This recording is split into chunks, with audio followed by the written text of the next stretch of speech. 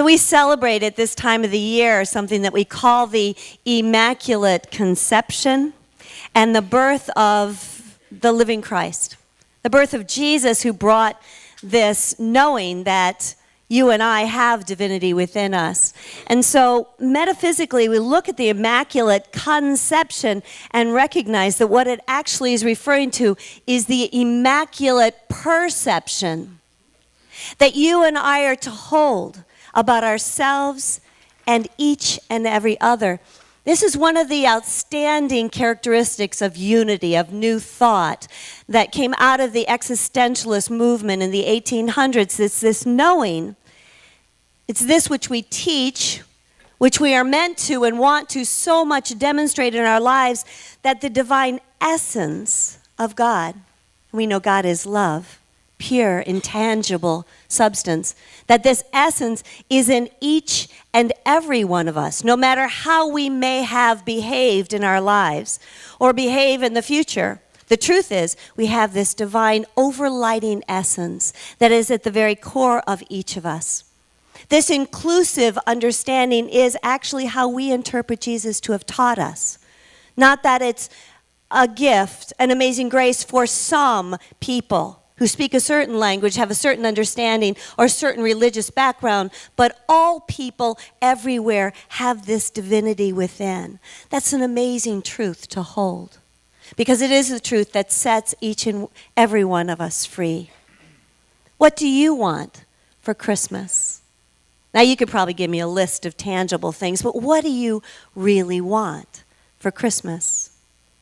I'm imagining with you that what you really want, I know it's what I really want, is intangible. It is that essence of that which this wreath represents. I want my faith to be lifted.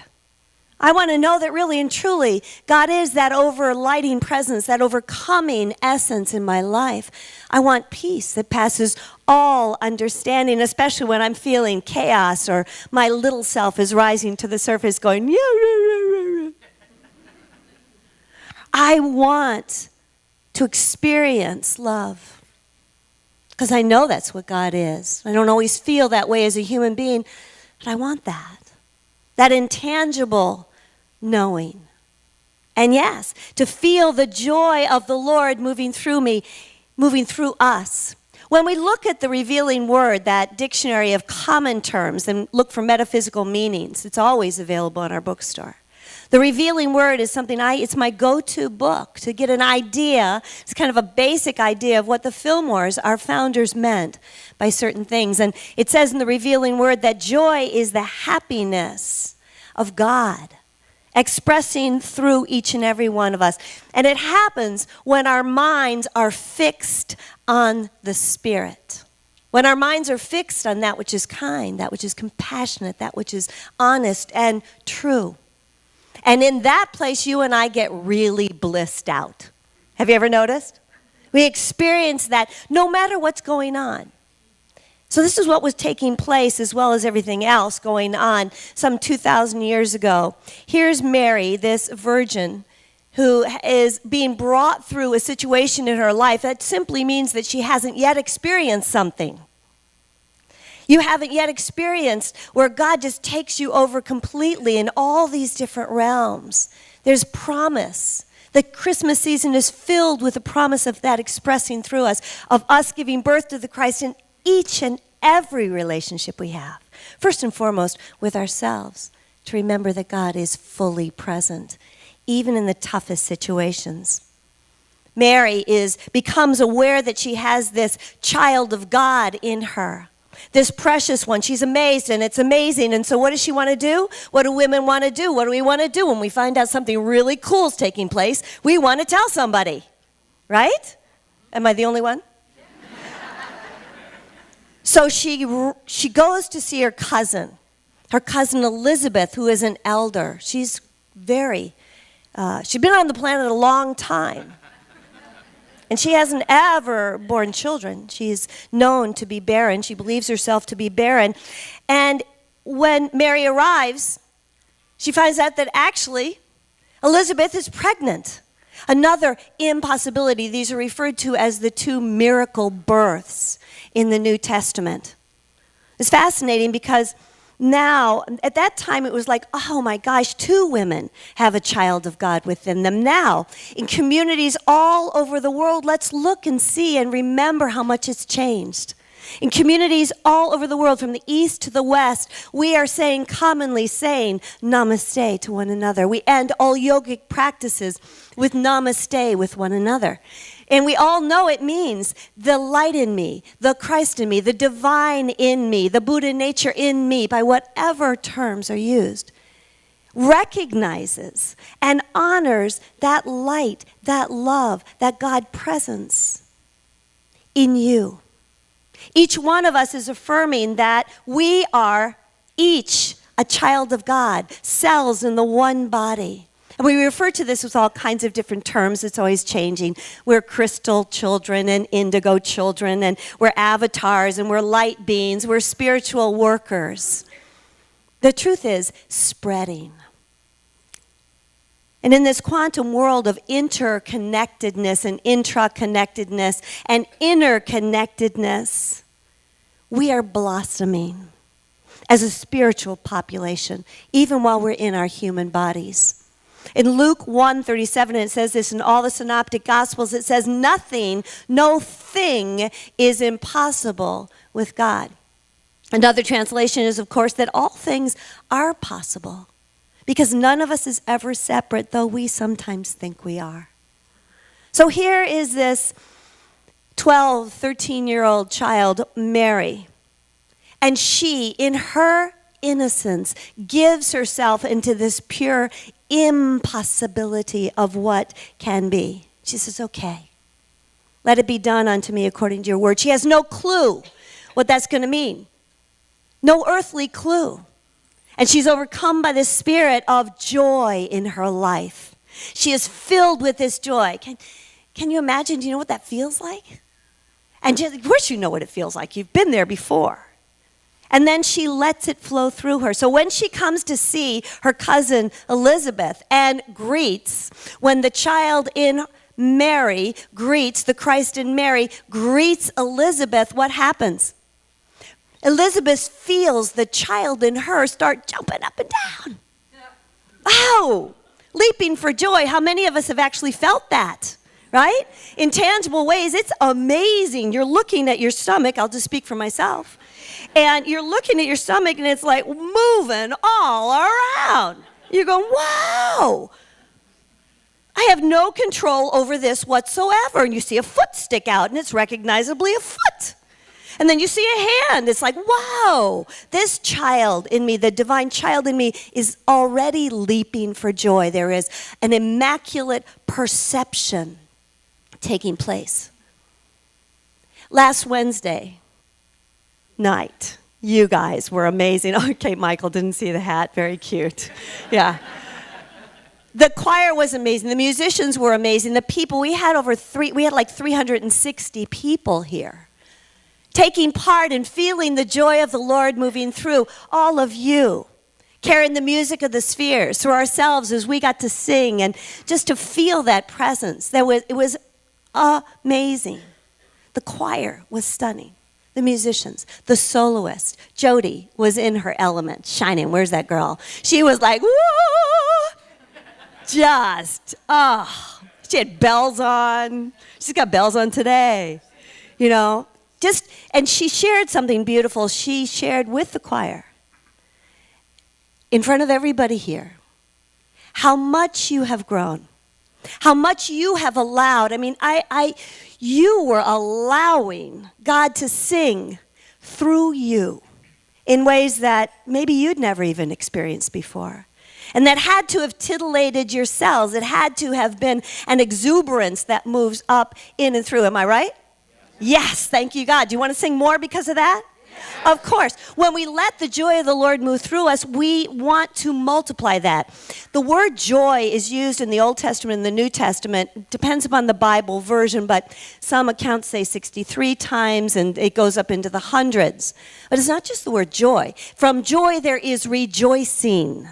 There is rejoice. These words are repeated because when we feel the joy of the Lord over and over again, that's what we experience. This amazing, it's this vibration of the Lord moving through us. And you are invited this week to feel that kind of joy moving through you and to share it with others. We had, all the children were fantastic. Weren't they amazing? And then there was, so I would like to mention each of them by name, but I have to say, Ariana was standing here, and in fact, she said earlier, they're moving the microphones, and she said out loud, "Who needs a microphone? I don't need a microphone." Did you hear her? And then she stood there without the mic in front of her, just, and she was boom, boom on every song, and it was amazing. We were all wanting to stand up and go, yeah, yeah. I feel the joy of the Lord moving through me. That's the child in you. And we can do that in honorable ways. We can do that in ways that are not aggressive, but are assertive with each other, that we know God is present in our lives, and we want others to feel that too. To share that joy is just amazing. There's a quote by Anne Lamott, and this is beautiful. It's about joy, and she's referring to laughter because that is, after all, how we hear it come out of our body temples, right, as laughter, giggling. And she says, laughter is carbonated holiness. Isn't that beautiful? The Daily Word today talks about exuberance. It talks about that bubbling up. Well, carbonated holiness. So I want you to take that out. I want you to speak of that this week. I want you to be a living example of that. What in your life could seem as impossible as a virgin birth? How could you let carbonated holiness flow through you, in you, with your family, with your friends? Perhaps it's that you allow God to move into a place where you have held unforgiveness towards someone. And you let that effervescence come forward and your heart is opened. It will never close once you open it. Perhaps it's that an old hurt that you have felt, which only, interestingly enough, comes up at Christmas. Because it's related to some unmet expectation. Perhaps you gave someone a gift and they didn't receive it the way you thought they ought to, or someone gave you a gift and you didn't even want it. You've held that as a hurt. And you could allow, if you would, this effervescence to move through you so that your ancient hurt becomes a present love. I don't know what it is for you. But you can hold an immaculate perception about anything. Every single member of your family, just for the heaven of it. Just for the heaven of it. Would you be willing to do that this Christmas? Yes, this is where the minister asks a question and everyone responds. Yes.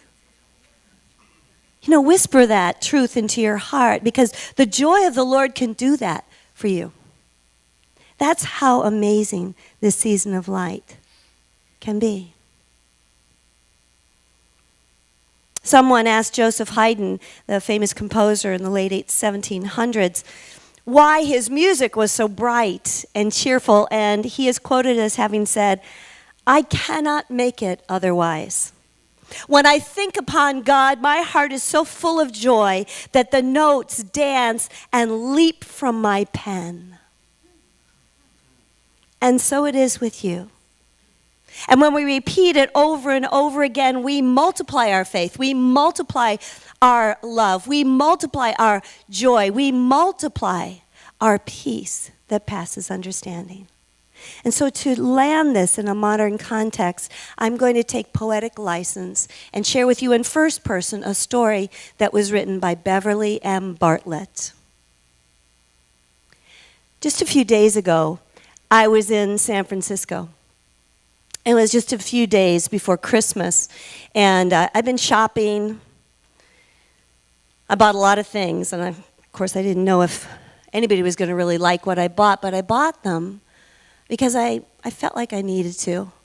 I was loaded down with packages, and I just knew I couldn't take the hills. I couldn't walk home, so I thought, well, I'll just wait for a streetcar. There won't be a lot of people taking streetcars at this particular time, and I got into the longest line I've ever gotten to.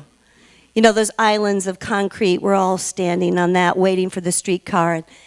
And then when the streetcar came, it was like people started pushing. And this was not the Christmas spirit that I wanted to experience at all. Things were getting kind of worse for me in the day. But I got pushed up the stairs onto this incredibly crowded streetcar. And honestly, I'm not sure if there were any seats to sit in there or not. I couldn't see any seats. There were people with packages, and everybody's getting a little more disgruntled than we might have been when we were waiting in the stores. I was beginning to wonder why I even took part in this Christmas thing. But I got swept up in the whole thing, and we were just in that streetcar packed in like raisins are in a fruit cake, which I don't even like fruit cake. We were standing there, and out of the corner of my eye, I saw some movement. And I looked over, and there was a little boy. He couldn't have been more than 5 or 6 years old. And you know what he was doing? He was coming up to the people after each stop, coming up to the people who were so burdened, and especially the older people on the streetcar. There were a lot of us. And he was taking their hand one at a time and saying, "Come with me."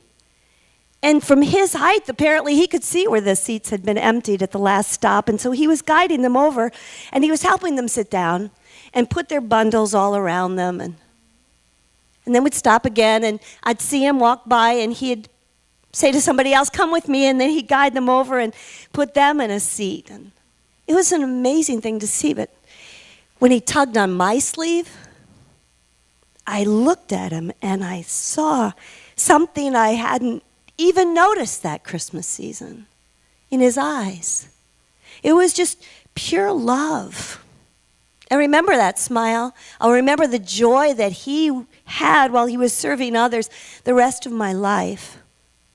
That's interesting because at the very beginning of the ride, people in the streetcar were doing the typical thing. We were avoiding each other's glances. We weren't making eye contact. We were just kind of in our bah humbug selves. And the more he did this, the more I noticed people starting to soften. It was really getting quite warm in the streetcar, to tell you the truth. I saw a guy give a newspaper section to another guy, and I saw 3 people who leaned over really quickly when one of the packages fell out of a woman's hands to give it back. It was like we were remembering, like we were little tiny children.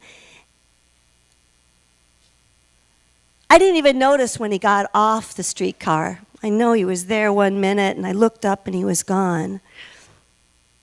But it was like I floated off the streetcar. Of course, I missed my stop altogether. It went way past my stop, but I didn't care. I picked up my bags, and as I walked back to my flat, I noticed that the streetlights were on. I honestly hadn't even noticed them yet at Christmas. They were beautiful.